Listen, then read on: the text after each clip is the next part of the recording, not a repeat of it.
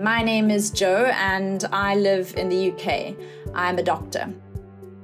I grew up in a small village in South Africa, in a province called KwaZulu-Natal, and my father was the local GP. It was a time of apartheid, and by law he had to have a separate entrance for his white patients and his black patients. And he was very aware of the inequality in access to healthcare between those two groups. There were many stories over the years of all the patients that he'd helped.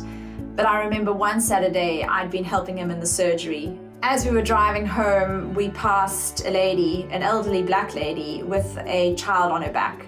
And a few meters down the road, my dad turned around and he said he just had this feeling that that lady was heading to the surgery and she was going to find it closed. My dad managed to treat the child, who had an acute bacterial infection, and gave a course of antibiotics. And it was a real moment of realization to me how important getting access to the right medicine is. And those patients are things that I think about when I come to work every day.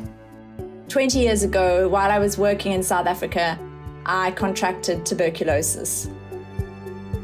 At that stage, I was working with many patients that had multi-drug resistant tuberculosis, and I wasn't sure whether I had that variant or a variant susceptible to the medicine regime I'd need to take.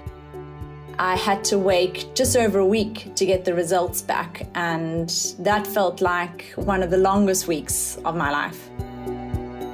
No one should have to worry that the infection that they have is not treatable. And that's why investing in research and developing new antimicrobials is so important.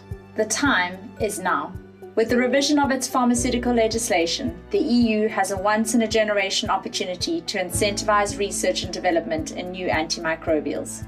For patients, that means more and better tools to fight resistant bacteria.